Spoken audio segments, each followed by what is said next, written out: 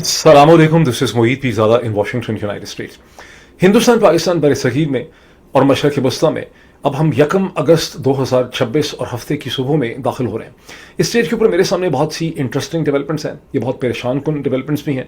For instance मैंने पिछले vlog में आपसे जिक्र किया था, जिस वीलॉग को बहुत कम लोग देख सकें, लेकिन उस वीलॉग में मैंने आपसे जिक्र किया था कि अमेरिका के सदर डोनाल्ड ट्रंप ने अपने कैबिनेट की 7वीं मीटिंग की है और खिलाफ तवक्को उन्होंने ये कैंप डेविड में की है, जिसकी बड़ी हिस्टोरिक इंपॉर्टेंस है, जो वाशिंगटन DC के करीब मैरीलैंड की स्टेट में, वेस्टर्न मैरीलैंड में ये एक हिली रिजॉर्ट है जहाँ बड़ी इंपॉर्टेंट इंटरनेशनल किस्म की बातचीत होती है। कैंप डेविड एकॉर्ड का आपने नाम सुना, जनरल मुशर्रफ को जब बहुत इज्जत दी गई तो उनको एक बगैर टाई के खुले कॉलर के साथ उनकी मीटिंग यहाँ पर उस वक्त जॉर्ज बुश के साथ हुई थी कैंप डेविड में। तो कैंप डेविड की एक बड़ी तारीखी अहमियत है और इसी वजह से मुझे उस वक्त ही परेशानी हो रही थी कि अमेरिका के सदर कैंप डेविड में क्यों जाके अपनी कैबिनेट की मीटिंग कर रहे हैं। और कैंप डेविड की जो मीटिंग हुई उसमें बहुत ताल्लुक जो है वो ईरान के साथ था। अमेरिका के ज़राए अबलाग ने उसके बारे में बहुत कुछ हमें नहीं बताया, लेकिन इसराइली ज़राए अबलाग जो है वो दावा कर रहे हैं कि वहाँ पर ईरान के इंडस्ट्रियल कॉम्प्लेक्स जो हैं उसके ऊपर हैवी बम्बार्डमेंट का फैसला कर लिया गया है। बिल्कुल ईरान के एक इंडस्ट्रियल कॉम्प्लेक्स के ऊपर, ईरान की तमाम इंडस्ट्री के ऊपर, ईरान के इंडस्ट्रियल इंफ्रास्ट्रक्चर के ऊपर एक हैवी बम्बार्डमेंट का फैसला कर लिया गया है। और ये बम्बार्डमेंट अब से चंद घंटों के अंदर, जब अमेरिका की मार्केट्स फ्राइडे की बंद हो जाएंगी, तो आप ये समझ सकते हैं कि फ्राइडे और सैटरडे की रात को या इस वीकेंड में ये हैवी बॉम्बिंग का सिलसिला जो है वो शुरू हो जाएगा। खतरा ये भी है कि ये सिर्फ अमेरिका नहीं होगा, इसमें अमेरिका के साथ इसराइल के प्राइम मिनिस्टर, इसराइल की फौज भी इसका हिस्सा होगी। और लगता यह है कि ये हिकमत अमली उसी वक्त तय पा गई थी जब इसराइल के प्राइम मिनिस्टर बेंजामिन नेतन्याहू ने अमेरिका के सदर डोनाल्ड ट्रंप से व्हाइट हाउस के अंदर गुज़िश्ता दिन 2-3 दिन पहले उन्होंने मुलाकात की थी, जिसका मैंने वीलॉग में आपसे जिक्र किया था कि 3 ऑप्शंस उन्होंने अमेरिका के सदर के सामने रखी हैं। एक ऑप्शन यह है कि आप ईरान के साथ नेगोशिएशन कर लें, दूसरी ऑप्शन यह है कि इकोनॉमिक ब्लॉकेड, नेवल ब्लॉकेड और इकोनॉमिक प्रेशर को जारी रखें, और तीसरा यह था कि एक फुल फ्लेज आप ग्राउंड इन्वेजन करें।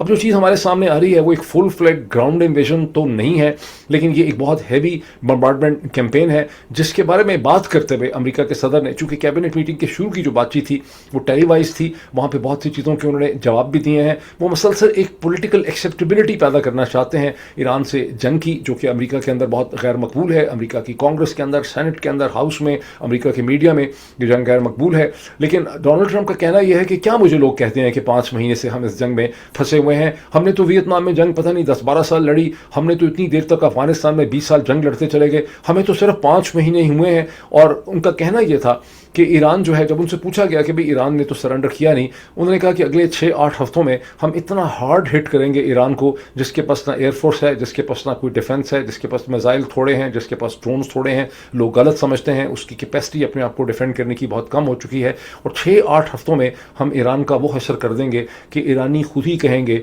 कि उन्हें हमारे से बातचीत करनी है और वो हमारी तमाम टर्म्स एंड कंडीशन को एक्सेप्ट कर लेंगे। तो ये बेसिकली वो पोजीशन है जो इस वक्त मेरे सामने है। अब चूंकि मैंने कहा कि, और मैं इसकी मजीद आपको ये हेडलाइंस दिखाता हूं जो इसराइली अखबार की हेडलाइंस हैं। मेरे पिछले वीलॉग को बदकिस्मती से बहुत कम लोग देख सके, इसलिए कम लोग देख सके कि वो बहुत कम लोगों के सामने आया है। अब एक आम आदमी बिल्कुल अपनी सच्चाई में और सिंसेरिटी में बिल्कुल सही ये समझता है, उसके जहन में बात बिठाई गई है, उसको यही बात समझाई गई है कि जो लोग वीडियोस को देखते हैं, वीलॉग्स को देखते हैं, ये सिर्फ और सिर्फ एक फंक्शन है ऑफ इंटरेस्ट का। यकीन मानिए जब आप इस सब्जेक्ट के ऊपर रिसर्च करते हैं, जैसा कि मैं गुज़िश्ता 1-1.5 बरस से मैंने इसके ऊपर बहुत रिसर्च की है, और इस वक्त आप, मैं अगर मुबालगा ना करूँ तो probably I am one of the best experts. Pakistani origin में जितने भी लोग आपने देखे हैं उनमें से मुझसे ज़्यादा बड़ा कोई इसका एक्सपर्ट नहीं है, एल्गोरिदम्स का और यूट्यूब के सारे डायनामिक्स को समझने का। इसका ताल्लुक बहुत कम इंटरेस्ट के साथ है, इसका ताल्लुक एक्चुअली विजिबिलिटी के साथ है, रीच के साथ है कि YouTube आपके कितने इंप्रेशंस और थंबनेल जनरेट करता है। अगर आपके 100 इंप्रेशन जनरेट करता है और आपका क्लिक थ्रू रेट जो है वो 20% है, तो उन 100 में से 20 लोग आपको देखेंगे। अगर वो आपके इंप्रेशन 1000 जनरेट करता है और आपके क्लिक थ्रू रेट जो है वो 20% है, तो आपको उसी हिसाब से शायद 200 लोग जो है आपको देख लेंगे। अगर 1 लाख इंप्रेशन जनरेट करता है, 20% क्लिक थ्रू रेट है, तो आपको 20,000 लोग जो हैं उसमें से देखेंगे। तो जब आपके इंप्रेशन ही जनरेट नहीं होते, जैसे कि मेरे केस में है कि इंप्रेशन ही जनरेट नहीं होते, तो ज़ाहिर है कि लोग उसको देख नहीं सकते। ये इसकी बेसिक साइंस है, साइंस ऑफ विजिबिलिटी की, जिसके बारे में मैं लिख के भी मजीद आपको समझाऊंगा। اسی لیے یہ ضروری ہے اور مجھے شکریہ ادا کرنا ہے ان تمام لوگوں کا کہ ہر دفعہ جب میں ریکویسٹ کرتا ہوں آپ میں سے بہت بڑی تعداد میں لوگ میرے پیٹرین پیج کو آ کے جوائن کرتے ہیں. So I am thankful to them. آپ میں سے بہت سے لوگوں کو ابھی تک میرا پرسنل تھینک یو نوٹ نہیں ملا ہوگا, لیکن اگلے چند گھنٹوں میں آپ کو وہ بھی مل جائے گا. میں یہاں سے میں واپس آتا ہوں ایشوز کے اوپر, کیونکہ میں آپ کو ساتھ ساتھ دکھاتا بھی چلا جاؤں. دس از دا پیٹرین پیج. بہت سے لوگ کہتے ہیں کہ پیٹرین پیج ملتا نہیں ہے. ہو سکتا ہے پاکستان میں بند کیا ہوا ہو, پیٹرین کی سائٹ کو بھی بند کیا ہوا ہو, URL کو پاکستان میں کچھ بھی کرنا اور کچھ بھی ہونا جو ہے وہ ممکن ہے. بہرحال آپ اگر پیٹرین کی سائٹ پہ گوگل میں آئیں گے, PATREON پیٹرین لکھیں گے, اس میں میرا نام لکھیں گے تو یہ پیج آپ کے سامنے کھل جائے گا. اس میں آلریڈی میرا خیال ہے بہت بڑی تعداد میں لوگ اس میں آ چکے ہیں اور یہاں پر ایک اپنا ایکو سسٹم ہم ڈیولپ کر رہے ہیں جس کے اندر ویڈیوز بھی ہیں, جس کے اندر ریٹن کانٹینٹ بھی ہے, آرٹیکلس بھی ہیں, بہت سا انالیسس بھی ہے, اور بہت جلدی میں اس میں اور فیچرز جو ہے وہ ایڈ کرتا چلا جاؤں گا. تو اگر آپ اس کے ایک سبسکرائبر بن سکتے ہیں دیٹ از گریٹ. اگر آپ میری جرنلزم کو سپورٹ کر سکتے ہیں, سبسکرائبر نہیں بن سکتے آپ اس کے فری ممبر بنے, وہ بھی جو ہے بہت ہیلپ فل ہے. اب میں ڈیولپمنٹس پہ آؤں. اچھا, میں ایک چیز آپ کو پہلے میں نے آپ کے سامنے ہیڈ لائن کھول دی ہے اور یہ ہیڈ لائن آپ دیکھ بھی سکتے ہیں, لیکن میں تھوڑا سا آپ کو یہ بتاؤں کہ چونکہ پچھلا ویلاگ جو ہے اسے بہت کم لوگوں نے دیکھا ہے اور اس میں بہت محنت ہوئی بھی تھی, اس میں بہت سی چیزیں تھیں. میں چاہوں گا کہ آپ میں سے وہ تمام لوگ جو اس پچھلے ویلاگ کو نہیں دیکھ سکے, جب آپ اس ویلاگ کو دیکھیں گے تو بہت آسانی سے آپ پچھلا ویلاگ بھی, اگر آپ اس کو نہیں دیکھ سکے تو آپ اس کو ضرور دیکھ لیجئے, بیکاز اس ویلاگ کے اندر میں جو بہت سی باتیں کر رہا ہوں ان کا تعلق کچھ پچھلے ویلاگ سے ہے. خاص کر کے جب میں محترمہ علیمہ خان صاحبہ کا جو استدلال ہے عمران خان کی صحت کے حوالے سے افواہوں کا, اس کے اوپر جب میں کامنٹ کرتا ہوں تو پچھلے ویلاگ کو دیکھنا جو ہے اس حوالے سے بہت زیادہ ضروری. اب جو میں نے آپ کے سامنے ہیڈ لائن کھولی ہے, یہ اسرائیل کا جو اخبار حارث ہے, یہ اس کی ہیڈ لائن ہے, live updates report United States Israel preparing extensive strikes on Iranian energy sites as soon as this weekend. تو میں نے ہوا سے بات نہیں کی, میں نے یہ پڑھا ہے اور یہ CBS کو یہ کوٹ کرتے ہیں, ان کو یہ امریکن براڈ کاسٹنگ کارپوریشن جو ہے CBS, اس سے ان کے اس کی سٹوری کے اوپر یہ رلائے کر رہے ہیں. امریکہ کے اکثر ذرائع ابلاغ میں ابھی اس کی کوئی خبر نہیں ہے. ابھی ہو سکتا ہے کہ میرے ویلاگ سے ہی آپ کو اس کا پتہ چل رہا ہو, دنیا میں اکثر لوگوں کو اس کا نہیں پتہ, لیکن اصولی طور پہ یہ فیصلہ ہو گیا ہے کہ امریکہ اور اسرائیل جو ہیں وہ اس ویکینڈ کے اوپر ایران کے انرجی انفراسٹرکچر کو ٹارگٹ کریں گے اور بہت میسو بامبنگ کیمپین کی جائے. اب یہ ایک ایسی چیز ہے جو ایرانیوں کو بھی پتہ ہے. میں نے ایران کے پریس ٹی وی وغیرہ کی سائٹ سے بھی چیک کیا ہے اور اسی سٹوری کے اندر بھی لکھا ہوا ہے کہ ایرانی بھی اس کے لیے تیار ہیں اور وہ کہہ رہے ہیں کہ جیسے ہی امریکہ ان کے انرجی انفراسٹرکچر کو ٹارگٹ کرے گا وہ بھی اسرائیل اور مشرق وسطیٰ کے انرجی انفراسٹرکچر کو ٹارگٹ کریں گے. اب یہ اس کا مطلب ہے کہ بڑی خوفناک صورتحال پیدا ہونے والی ہے. مطلب ایران پہ حملہ ہو وہی خوفناک ہے. اب ایران کویت کو, بحرین کو, شاید متحدہ عرب امارات و قطر کو اور عمان کو ٹارگٹ کرتا ہے یا نہیں کرتا, لیکن وہ کویت کو, بحرین کو ٹارگٹ کرے گا. وہ عین ممکن ہے کہ جارڈن کو ٹارگٹ کرے, اور وہ لگتا ہے کہ اسرائیل کو بھی ٹارگٹ کرے گا. اب اس کے پاس کتنی کیپیسٹی ہے اس اسٹیج کے اوپر ہمیں پتہ نہیں ہے, لیکن اسٹریٹجکلی سپیکنگ ایران کے پاس اس کے علاوہ کوئی آپشن نہیں. کوئی میڈیٹر, کوئی صلح کروانے والا, کوئی نیگوشیٹر پاکستان, ایجپٹ, ترکی ایران کی مدد نہیں کر سکتے. اگر ایران نے اس لیٹسٹ جو پلانڈ ایگریشن ہے اس کو انہوں نے روک لیا تو وہ اسی صورت میں روک پائیں گے اگر ان کے پاس کوئی کاؤنٹر سٹرائک کرنے کی ایبلٹی ہے, اور ان کی کاؤنٹر سٹرائک کی ایبلٹی سے کھپ پڑے گی, دنیا میں ایک شور مچے گا, تبھی وہ اس کا روک سکیں گے. تو بہرحال ایک بڑی ٹربلنگ قسم کی ڈیولپمنٹ ہے جو میں آپ کے سامنے اس وقت رکھ رہا ہوں, اور اب دیکھیں کہ حوالے سے کیا ہوتا ہے. لیٹس سی, جیسے جیسے سچویشن ڈیولپ کرے گی میں اس کے حوالے سے زیادہ آپ کے سامنے لا سکوں گا پرسپیکٹو. اب آپ آئیں پیارے پاکستان کی طرف. جب میں نے پچھلی اسے کہتے ہیں میں نے ویلاگ کیا جس کا میں مسلسل ذکر کر رہا ہوں, اس وقت میں نے پاکستان کی انگریزی کے اخبارات میں DGISPR کی پریس کانفرنس کو میں نے دیکھا, پڑھا. میں نے اس کو ساری پریس کانفرنس تو میں نے سنی نہیں, بہت لمبی پریس کانفرنس تھی, تو میں نے اخباروں سے پڑھا. تو مجھے ایسا لگا کہ ساری پریس کانفرنس کا فوکس جو ہے وہ ان کا DGISPR کا, جنرل شریف احمد صاحب کا, وہ بلوچستان ہی کے اوپر تھا. اور وہ بھی بڑا عجیب و غریب پرسپیکٹو تھا, بیکاز DGISPR نے یہ کہا کہ لوگ یہ تاثر دیتے ہیں اور پرسیپشن کریٹ کر رہے ہیں کہ بلوچستان کے حالات خراب ہیں, حالانکہ ایسی کوئی بات نہیں.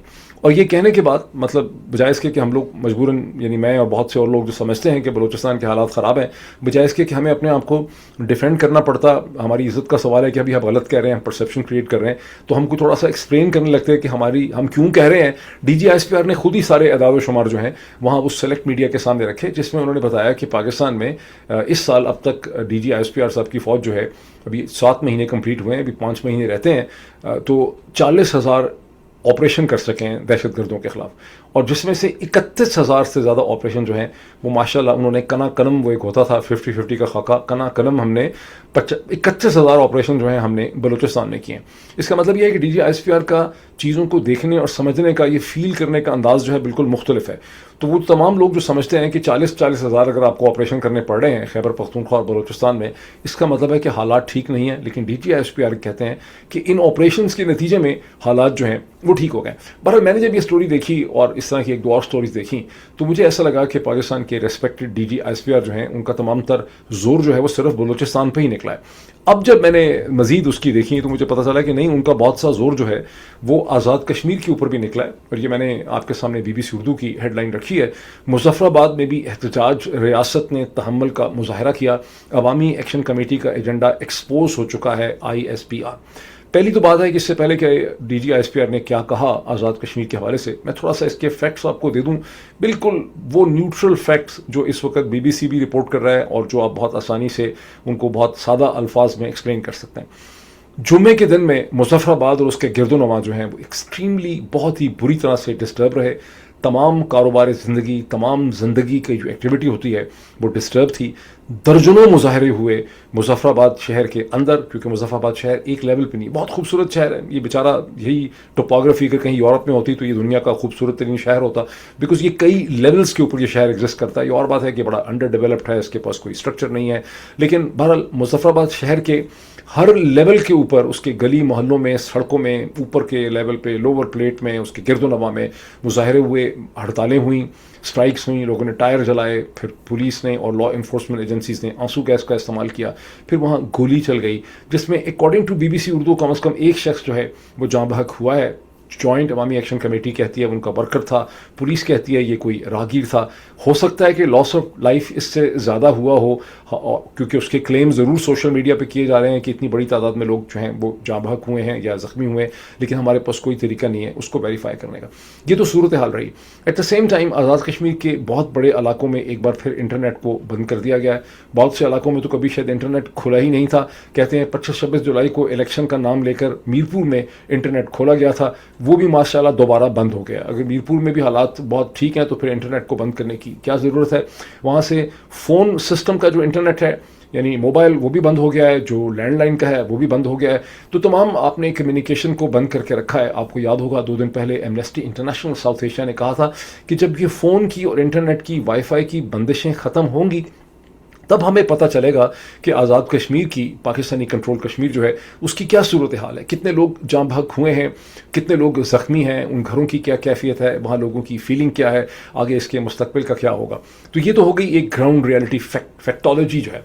अब DGISPR ने अपनी इस प्रेस कॉन्फ्रेंस में, जिसके बारे में मैं ये समझा था अपने पिछले व्लॉग के हद तक कि शायद इसका ताल्लुक बलूचिस्तान से है, इसमें DGISPR ने ये फरमाया है कि आज़ाद कश्मीर में जो कुछ हो रहा है ये हिंदुस्तान ने एक बारीक वारदात डाली थी। बारीक का मतलब है ये उन्होंने एक सोफिस्टिकेटेड कार्रवाई डाली थी, एक ऐसी सोफिस्टिकेटेड कार्रवाई थी जो मतलब नज़र नहीं आ रही थी, लेकिन हमें पता चल गया, हमें बहुत शुरू में समझ आ गया कि हिंदुस्तान यहाँ पे खेल रहा है और हमने सारा का सारा मामला जो है वो संभाल लिया। अब हिंदुस्तान की कोई इसमें इन्वॉल्वमेंट थी हमें नहीं पता, हो सकता है DGISPR को कोई ऐसी चीज़ पता हो जिससे उनको लग रहा हो कि हिंदुस्तान की इन्वॉल्वमेंट है, लेकिन जो दलील उन्होंने मीडिया के सामने दी है वो बहुत ही बोगस और बहुत ही फोकी किस्म की दलील है। उनका कहना यह है कि ये जो 12 सीटों के ऊपर इन्होंने फोकस किया जॉइंट अवामी एक्शन कमेटी ने, ये हिंदुस्तान का एजेंडा था, बिकॉज इन 12 सीटें जो हैं ये मकबूजा जम्मू और कश्मीर जो है, जो हिंदुस्तान कंट्रोल कश्मीर है, उसके साथ और कश्मीर की वहदत के साथ जो है उसको कनेक्ट करती हैं। और 12 सीटों पे हमला इसलिए किया गया कि कश्मीर के कॉज को नुकसान पहुंचाना था। इससे ज़्यादा फिस्टी, निकम्मी और कमज़ोर दलील हो नहीं सकती थी। जब हम छोटे थे, बल्कि आपसे सारी उम्र जब ग्रो किया बचपन से आज तक, और मैं आई एम श्योर कि आप में से भी बहुत से लोगों की एग्जैक्टली यही एक फीलिंग होगी। मैं कम से कम ये समझता था आज से चंद बरस पहले तक कि जिस ऑफिसर ने यूनिफॉर्म पहना होता है वो हम सब के मुकाबले में ज़्यादा सच बोलते हैं, ज़्यादा स्ट्रेट होते हैं। वो एक ऐसे इंस्टीट्यूशन में होते हैं जहाँ सच बोलने को इनकरेज किया जाता है, वहाँ झूठ नहीं बोला जाता होगा, मिस इन्फॉर्मेशन, डिस इन्फॉर्मेशन नहीं होती होगी। लेकिन आहिस्ता आहिस्ता, धीरे धीरे, बदकिस्मती से हमें ये पता चला है कि पाकिस्तान के फ़ौजी अफसरान जो हैं सारे के सारे, जर्नल नहीं, नीचे से ऊपर तक, मेजर, कर्नल, ब्रिगेडियर, सारे जो हैं, जितना वो झूठ बोलते हैं वो आम सिविलियन अपनी ज़िंदगी में नहीं बोल सकता।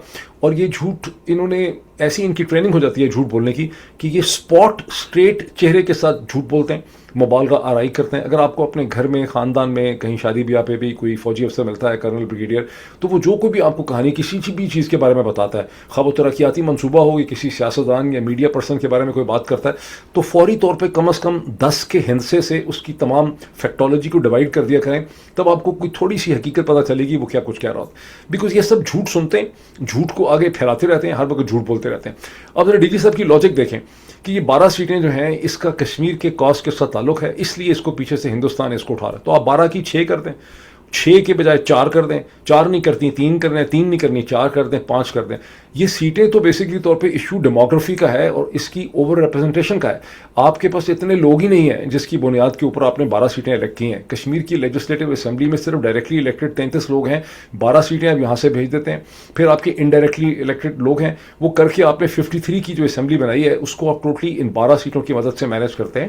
اور اگر آپ کو نومینل جو کشمیر کے تشخص کے لیے آپ کو یہ 12 سیٹیں چاہیے, تو 12 سیٹوں کو ایگزیکٹو اتھارٹی نہ دیں, آپ 12 سیٹوں سے منسٹر منتخب نہ کریں. آپ تو ایسے ان نون لوگ جن کا کشمیر سے کوئی تعلق نہیں ہے ان کو ان سیٹوں پہ الیکٹ کر کے آزاد کشمیر میں لاتے ہیں, وہاں کی حکومتیں بناتے ہیں, گراتے ہیں. اور لوگ اگر بھول گئے, کیونکہ لوگ بڑے معصوم ہیں, ان کو شاید یاد نہ ہو کہ یہ 12 سیٹیں ہمیشہ سے نہیں ہوا کرتی تھیں. کشمیر کا تو ایشو 47-48 سے چل رہا ہے.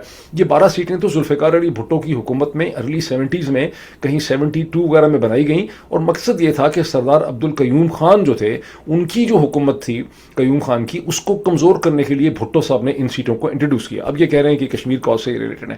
بہرحال انہوں نے پورا کا پورا کٹا جو ہے وہ ہندوستان کے پلے میں ڈال دیا. انہوں نے یہ جو کچھ بھی ہوا ہے آزاد کشمیر میں یہ ہندوستان کروا رہا ہے, اور ہم نے اس صورتحال کو سنبھال لیا.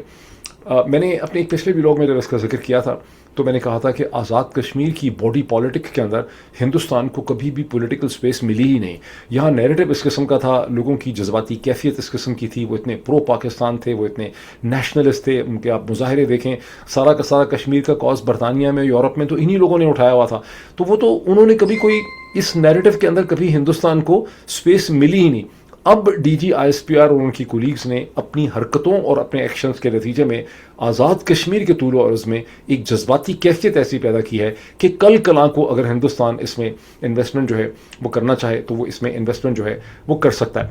اب میں ایک اور چیز کی طرف آتا ہوں جس کا میں پہلے آپ کو ٹویٹ دکھانا چاہ رہا تھا, لیکن میرا خیال ہے کہ اس کا ٹویٹ دکھانے کی کوئی خاص ضرورت نہیں ہے, اور اس کا تعلق جو ہے وہ محترمہ Aleema Khan, Imran Khan, former prime minister Pakistan جناب عمران خان کی ہمشیرہ محترمہ علیمہ خان صاحبہ نے جو ٹویٹ کیا تھا, جس میں انہوں نے رد کیا ان تمام افواہوں کو اور جو عمران خان کی صحت کے حوالے سے ہیں, اور انہوں نے کہا کہ یہ ایک ڈس انفارمیشن کیمپین ہے, ایجنسیز اس قسم کی کیمپین رن کرنے میں بڑی ماسٹر ہیں. میں نے اس کو ذکر کیا تھا پچھلے ولاگ میں, بڑا میں مفصل اس کا کامنٹ کیا تھا, لیکن چونکہ جیسے کہ میں نے آپ کو شروع میں کہا ہے کہ اس کو بہت کم لوگ دیکھ سکیں اور وہ ایک امپورٹنٹ ڈسٹنکشن ہے عمران خان کے حوالے سے, تو میں دوبارہ اس کو تھوڑا سا ایکسپلین کرنا چاہتا ہوں. محترمہ علیمہ خان کی لاجک یہ ہے, ان کی منطق یہ ہے کہ عمران خان ساری عمر ایک ایتھلیٹ رہے ہیں, ان کی صحت بہت اچھی ہے اور ان کا بلڈ پریشر تو عام آدمی سے کم رہتا ہے. وہ بالکل صحیح کہتی ہیں, نہ صرف ان کا بلڈ پریشر کم رہتا ہے, میری انڈرسٹینڈنگ ہے, میں نے سنا تھا, یہ انہوں نے بتایا تھا مجھے کسی اسٹیج پہ عمران خان نے, کہ ان کی پلس جو ہے وہ بھی کم رہتی ہے, جس کو میڈیکل ٹرم میں سائنس بریڈیکارڈیا کہتے ہیں. اور ایتھلیٹس کا جو نارمل آدمی کا اگر پلس 72 یا 80 ہوتی ہے تو ایتھلیٹس کی پلس جو ہے وہ اتنی کم بھی ہو سکتی ہے, 50-52 ہوتی ہے. تو عمران خان کی بھی پلس بڑی کم ہے اور ان کا بلڈ پریشر بھی بڑا کم رہتا ہے, اس لحاظ سے وہ بڑے ہیلدی. لیکن وہ بات ہے 2023 سے پہلے کی. اب یہ وہ عمران خان ہیں جو قید و بند کی صعوبتوں اور مشکلات میں ہیں, وہ بہت ایک ہیجان کا شکار ہیں, ان کو ہونا چاہیے, وہ بہت سٹریس میں ہیں. ان کی تمام ایکسپیکٹیشن پاکستان کے حوالے سے, پاکستانی فوج کے حوالے سے, پاکستانی سیاست کے حوالے سے, پاکستانی لوگوں کے حوالے سے غلط ثابت ہو چکی ہیں. کئی مہینوں سے ان کو اپنے رفقۂ کار کے ساتھ, اپنی فیملی, اپنے وکیلوں کے ساتھ, دنیا کے ساتھ, میڈیا کے ساتھ انٹریکٹ کرنے کا موقع نہیں دیا. عمران خان کی طرح کے شخص کے لیے سب سے امپورٹنٹ چیز یہ ہے کہ اس کے پاس ایک پبلک نیریٹو کی ایکسیس ہو, وہ چیزوں کے اوپر کامنٹ کر سکے, وہ ایک دنیا کا, اپنے ملک اور اپنی قوم کا حصہ ہو. اسے تمام چیزیں ڈینائی کر دی گئی ہیں, تو ظاہر ہے کہ وہ بہت زیادہ سٹریس کے اندر ہے. اس سٹریس میں کچھ بھی ہو سکتا ہے. Stress is the biggest killer on the body organs. Stress انسان کے جسم کے ہر حصے کے اوپر, دل پہ, دماغ پہ, لیور پہ, کڈنی پہ, ہر چیز کے اوپر, ویسکولیچر پہ سٹریس جو ہے اثر انداز ہوتی. محترمہ علیمہ خان کا جو یہ آرگومنٹ ہے کہ وہ ایتھلیٹ ہیں اس لیے ان کے ساتھ یہ نہیں ہو سکتا, اگر ایسا ہی ہے تو پھر ان کی آنکھ میں بھی ایک بلڈ کلاٹ کو جا کے وہاں ایک کرائسس پیدا نہیں کرنا چاہیے تھا. ان کا یہ کہنا کہ ہمیں کوئی اس قسم کی خبر نہیں ہے, دیر فور یہ غلط ہے. تو اس وقت جب ان کی آنکھ کا مسئلہ ہوا تھا تو بھی محترمہ علیمہ خان اور ان کے گھر والوں کو کوئی خبر نہیں تھی. اس وقت پاکستان کی ایجنسیز نے to the best best of my understanding اگر میں غلط نہیں کہہ رہا تو ایک پاکستانی صحافی کو انہوں نے استعمال کیا جنہوں نے کہا کہ کسی شخص نے مجھے آ کے ایک نوٹ دے دیا ہے، تو یہ اندر سے ان کو کنوے کیا گیا تھا. اب اس سٹیج پہ ہمیں نہیں پتا یہ ڈس انفارمیشن ہے، اینڈ ممکن ہے کہ یہ ڈس انفارمیشن ہے. علیمہ بالکل صحیح کہہ رہی ہیں، لیکن میری جو لاجک ہے جو میں مسلسل دے رہا ہوں اب تیسرے دن سے، کہ پاکستان تحریک انصاف کو ایک اوپن پوزیشن لینی چاہیے کہ ہم عمران خان کی رہائی کا مطالبہ نہیں کر رہے. ہم کہہ رہے ہیں کہ عمران خان کو ہاسپٹل میں، ایک انڈیپینڈنٹ ہاسپٹل میں فزیشنز کے ایک بورڈ تک ایکسیس دی جائے جس میں ان کے اپنے مالک بھی شامل ہوں. اس میں امریکہ سے بھی بہت سے فزیشنز آ سکتے ہیں. ان کو کچھ دن کے لیے کم از کم اگر آپ مستقل بنیادوں پہ ان کو شفا انٹرنیشنل میں شفٹ نہیں کرتے تو کچھ دن کے لیے خدا را فارمر پرائم منسٹر پاکستان کو، بلکہ 2 دفعہ جیتا ہوا پرائم منسٹر ہے، اسے آپ شفا انٹرنیشنل میں شفٹ کرتے ہیں. 74 برس کی اس کی عمر ہے، اس کی اہلیہ جو ہیں وہ بہت زیادہ بیمار ہیں، ہم مسلسل سن رہے ہیں. اور وہاں پر ان کے تمام سسٹمز کا ایک انالیسس اور ایگزامینیشن ہو جائے گا. ان کی برین سکینز ہو جائیں گے، ان کے کارڈک سکینز ہو جائیں گے، ان کی کارڈیوگرافی ہو جائے گی، ان کی کڈنی دیکھ لی جائے گی، ان کے بون اینڈ ویسکولیچر کو دیکھ لیا جائے گا، ان کے بلڈ کی کیا کیفیت ہے وہ دیکھ لی جائے گی. بلڈ پریشر تو 5 منٹ کی بات ہے. اس پہ کیوں نہیں پاکستان تحریک انصاف سٹینڈ لے پا رہی؟ کیوں خیبر پختونخوا کے چیف منسٹر سہیل آفریدی اور ان کی کیبنٹ اس پہ سٹینڈ نہیں لے پا رہی؟ ان کے منسٹرز اس پہ سٹینڈ کیوں نہیں لے پا رہے؟ کیا وجہ ہے کہ یہ باقی سیاسی جماعتوں سے صرف ایک سنگل پوائنٹ ایجنڈے پہ رابطہ نہیں کر رہے؟ کیوں یہ پی ایم ایل این کے ساتھ، پی پی پی کے ساتھ مختلف جگہوں پہ یہ بات نہیں کر پا رہے؟ یہ میری سمجھ سے باہر ہے کہ میں سمجھتا ہوں کہ اس میں بڑی لاجک ہے، اور یہ چیز میں دوبارہ آپ کو ایکسپلین کرنا چاہتا تھا. ایک بار پھر آپ سے ریکویسٹ کروں گا کہ میرے پیٹرن پیج کو ضرور جوائن کریں. آئی گریٹلی اپریشیٹ آپ نے جن لوگوں نے جوائن کیا، آپ کو میرا تھینک یو نوٹ بھی ملے گا. ابھی اتنا ہی، پھر آپ سے ملاقات ہوتی ہے بہت جلدی. Thank you.